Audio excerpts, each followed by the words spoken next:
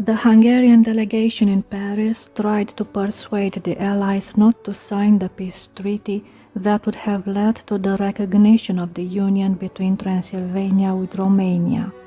To defend Hungary's cause, the delegation chief from Budapest, Count Albert Apponyi, sent many memos to the great powers. The Hungarian part attempted to inculcate the idea that Romanians are an inferior race, incapable to govern themselves and difficult to be governed. Also, the historic and political demonstrations and arguments made in the official letters submitted to the Paris Conference Committee reveal the Hungarian diplomats' racist views. They distort the history of the Romanians from Transylvania by putting forth Rossler's theory, according to which the Romanians migrated from the Balkans in the 14th, 15th centuries and behaved as a disruptive element for the Hungarian order and required a lot of effort to be civilized. In their letters, the Hungarians also claim there are major differences between the Romanians who live within the Carpathian Arch and those who live outside it, the former being superior as a result of their contacts with Hungarians. Slandering Romanians in Paris was unsuccessful, but the statements found in the diplomatic Hungarian notes from 1920 about the inferiority of the Romanian race disclose an extremist political view. In various paragraphs, the Hungarian officials emphasize their superiority to the Romanians. Intellectually and economically, Transylvania is 100 years ahead of Romania. For that reason, the union with Romania will prevent its development and lead to great disorder. The diplomats from Budapest sought to demonstrate that the Romanians from Transylvania are an inferior class, asserting that the majority of the Romanians are peasants, while Hungarians, having many educated people whose social life is more advanced, are more mobile than this mass of peasants. The social life of the Hungarians and Germans from Transylvania is more diverse. They have a large percentage of qualified workers, unlike the Romanians who are mostly illiterate. Moreover, the alleged inferiority of Romanians is thought to be inescapable.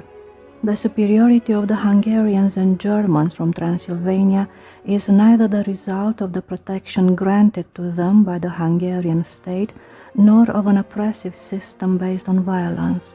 That is only a presupposition denied by statistics, which demonstrate that the inferiority of the Romanian race manifests itself in a striking manner whenever there is room for private initiative.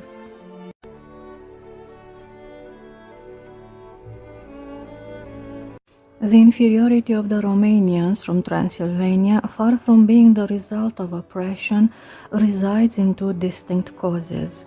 First and foremost, the Romanian nation, being a young one and lacking traditions, discovered its national consciousness only in late 19th century. Its religion is Byzantine, the language of the religious service is Slavic, and in Transylvania, the Romanian Church owes its independence to the Hungarian Protestant princes and to the confessional unity which Romanians were not able to accomplish by themselves, but only through pressure coming from the outside. The confessional unity mentioned in the Hungarian memos is a reference to the Greek Catholic Church, which was created in an attempt to join the Orthodox faithful with the Church of Rome. The result is an institution which broke away from the Orthodox Church and accepted papal authority while retaining the Orthodox ritual, canon, and calendar. Its national literature is of recent origin, alleged the letters remitted by the Hungarian delegation to the great powers. The Romanians have never succeeded in bringing into light their racial uniqueness, nor have they left their imprint on the institutions of their countries.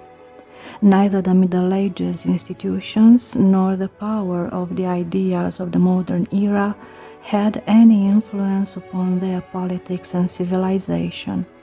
The Crusades, the feudal system, the papacy, the Holy Roman Empire, the Renaissance and the Reform passed without influencing these people. Unlike the Romanians, the Hungarian nation was deeply involved in all these events, the Hungarian diplomats wrote.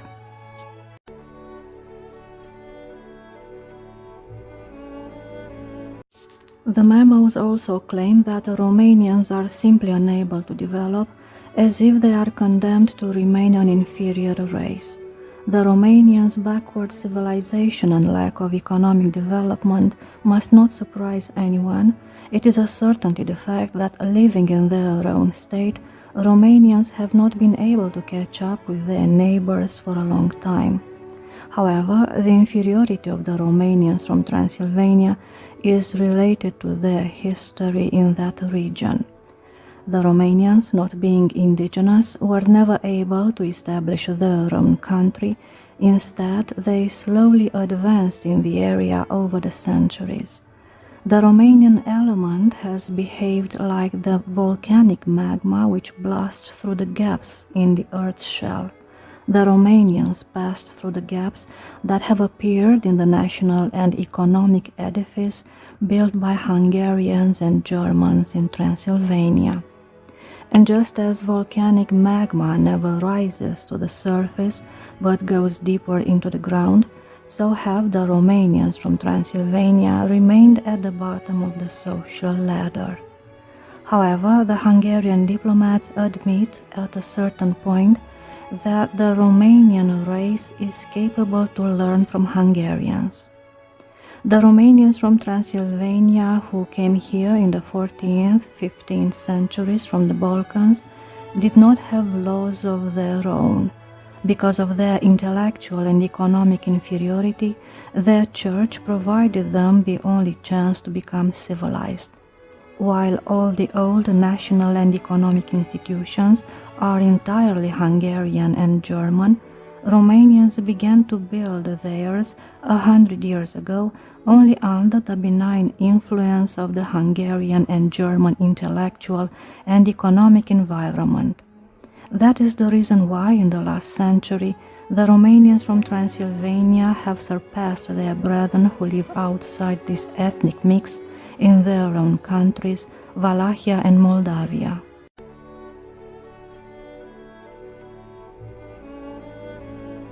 The Hungarian official letters twist historic facts in an attempt to credit the idea that Romanians came 400 years after the Hungarians' arrival in the area. They are described as semi-nomadic shepherds who needed coercive measures to be able to settle in an organized state. In the Carpathian area, the first mature state was founded in the 10th century by the Hungarians who settled here after they had occupied Transdanubia and the Hungarian plain.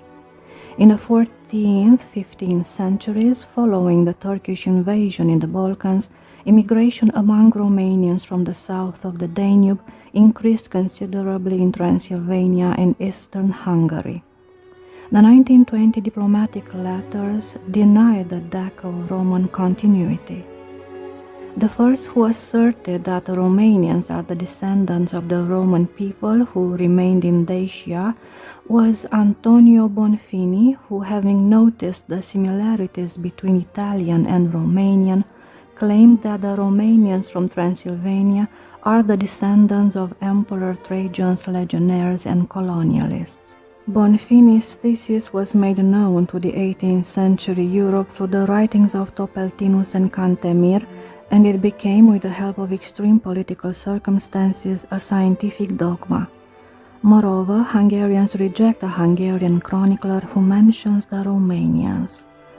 Anonymous, a nameless chronicler of King Bela, is the only one in the Middle Ages who finds Romanians in the old Dacia when the Hungarians arrived in their present country in the 9th century. However, critical analysis has demonstrated that it is impossible to consider anonymous work an authentic historical record. This work is the result of a patriotic imagination, and it does not give the true account of how Hungarians conquered the land. It is only a saga. Scientific critique has proved that the part that refers to Romanians was inserted in the chronicle at a later date.